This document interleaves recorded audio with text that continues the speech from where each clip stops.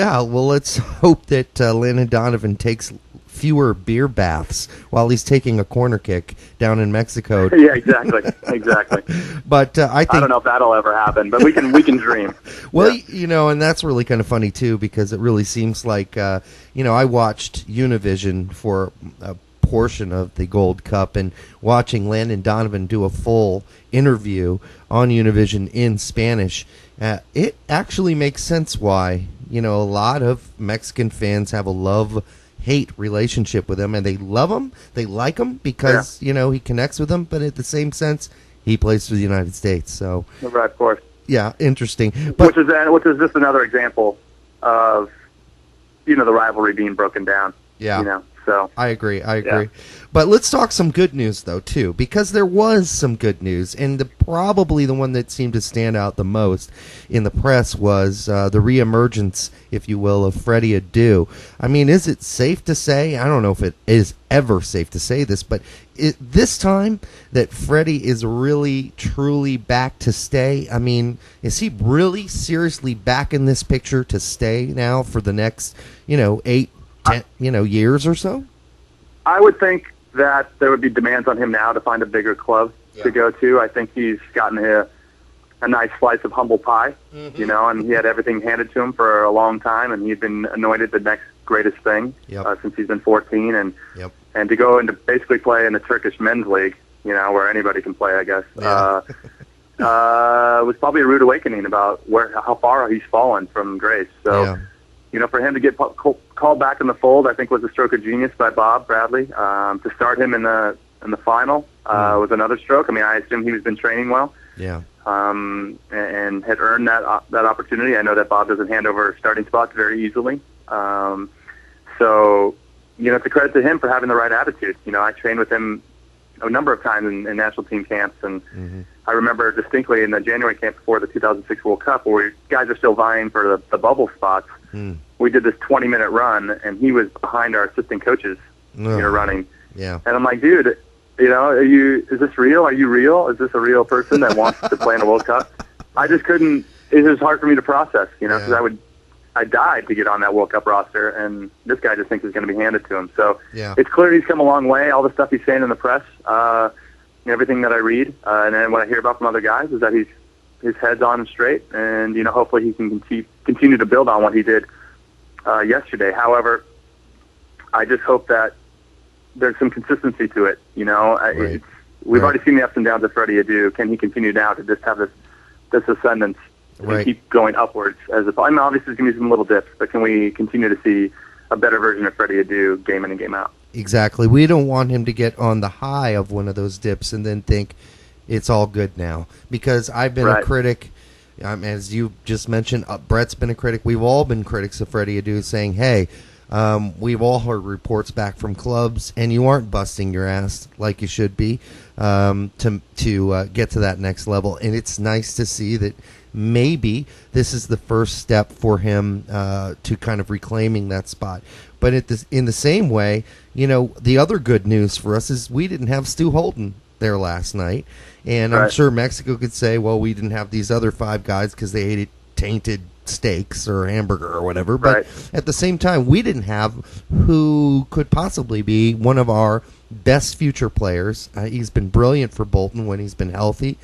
And so that's another good bit of positive news that, we can store in our memory banks. Right, and obviously Stu Holden would be a welcome addition. He's a guy that can make the big play, but he's also a good complementary guy. He makes the guys around him better. And so, obviously, he's a missing piece. But I thought Alejandro Bedoya and Such a Question did a pretty good job, filling in kind of that void that Stu left. But it still kind of lends itself to, where's our depth? I mean, across the board, that's great we're missing Stu Holden. And maybe he would have made a difference. But is it enough for us to get over that hill and to beat a very, very talented Mexican team? I just don't know if it would have been enough. But I don't either. Who's to say? I mean, I'm a huge Stu Holden fan, but I just don't know on the day if we were going to beat that Mexican team. Yeah, I agree with you. I'm trying to stay positive here, Jimmy. No, I mean, like I said earlier, I'm super positive, and then that generational stuff comes and goes. I mean, I like I said, with the Landon and Beasley and Onyewu, we were better than the Mexicans for the last 8 to 10 years. I mean, we had their number. Yeah. And they knew it. And then, it started to shift. They got some of the younger players to come around, and now they've got a little bit of the momentum. But that's going to come and go. I'm not really worried about it. What I do like, though, the silver lining of it all is that it's highlighted some weaknesses, whether it's from the coaching staff down to the players, down to our talent pool. And this is something we need to address. And, the U.S. Soccer's done a good job of bringing Claudio Reyna in to start really overseeing the technical side and the youth side of how we can make that happen and be more consistent so that we're producing our own Chicharitos and Dos Santoses and Landon Donovans in every cycle and not just every other cycle. Right. And so these things make that stuff happen faster. If we had won that game yesterday, then it kind of glosses over the same as some of the abysmal performances that we saw or some of the weaknesses that we have. But now that we lost, and we lost in the fashion that we did, it forces us to address these issues earlier. And I'm a big fan of that because then U.S. Soccer is going to be moving quicker to make us a better program. Yeah, and you mentioned Gooch, and my thought was we didn't get a sniff of Gooch this whole tournament, and I understand there might be some lingering injury issues, but is his time up? I haven't seen Gooch play in a while. Obviously the Spain game, but nobody looked good in the Spain game. He just doesn't look like he's moving the same. If Gooch isn't moving the same, I mean, obviously he's a solid soccer player, and his feet and his soccer decisions and his soccer IQ have grown exponentially over the last 6-7 years.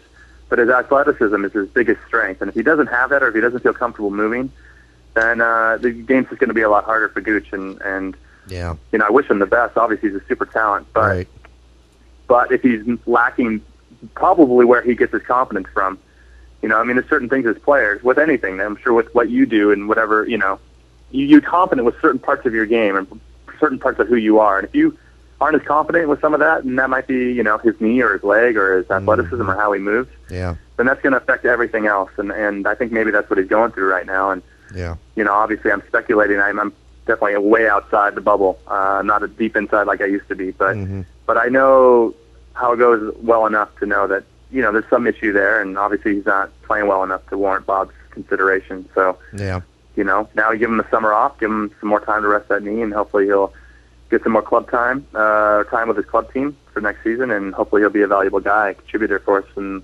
qualifying. I hope so. Now we're down to our last couple questions here, but, you talked about Dolo. I thought Steve was fabulous the whole tournament. I thought he was, kind of our all-star. But another guy that I thought might be a mainstay right up till the next World Cup, and I thought, as you said, had some erratic moments, but for the most part was solid as a rock and worked his ass off the whole tournament. For the most part, was Jermaine Jones. And do you see him, continuing to be a part of this U.S. squad right up to the next World Cup?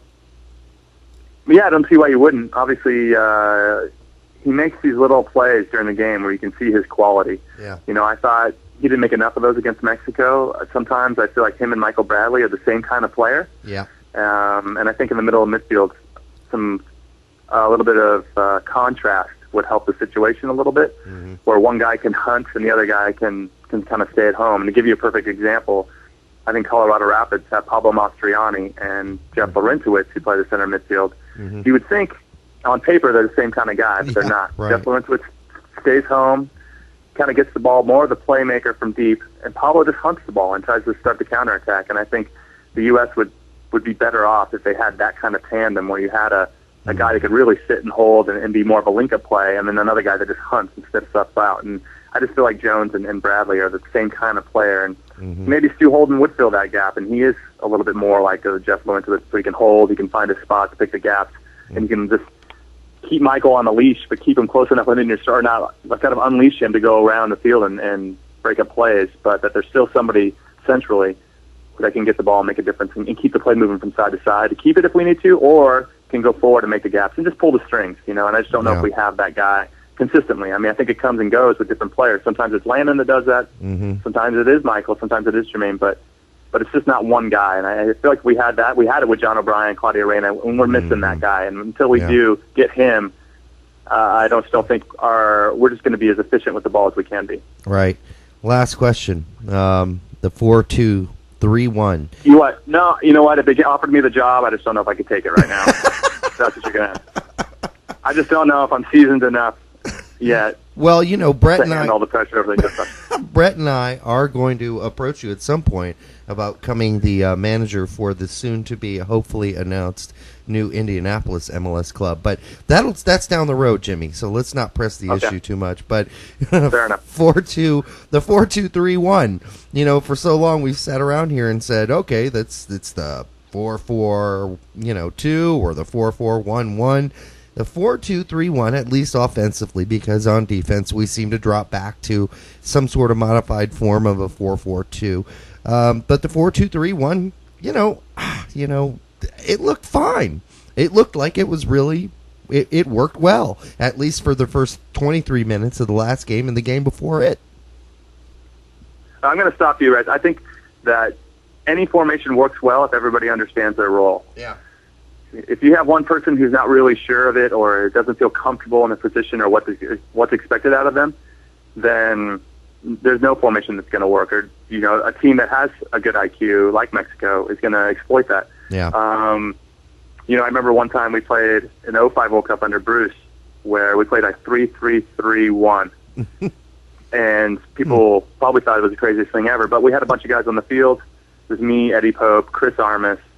I was shooting my own horn there. John O'Brien, Land, just guys that you tell them what they do, what's expected out of that position, and they can just go out there and do it. There isn't this gray area, and I think that with any formation, with any team that runs a formation, if everybody understands their role and how they're supposed to move offensively and defensively, then formations kind of get thrown out the window a little bit.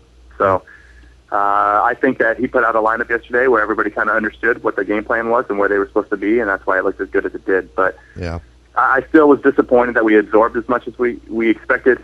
I just thought we could have played a little bit higher line, but as we kind of gave up chances, we dropped back farther and farther and farther, and then it looked like we were playing against Spain where we just park it up on the 18. And seems like, I watched Univision for a portion of the Gold Cup, and watching Landon Donovan do a full interview on Univision in Spanish, it actually makes sense why, a lot of Mexican fans have a love-hate relationship with him, and they love him, they like him,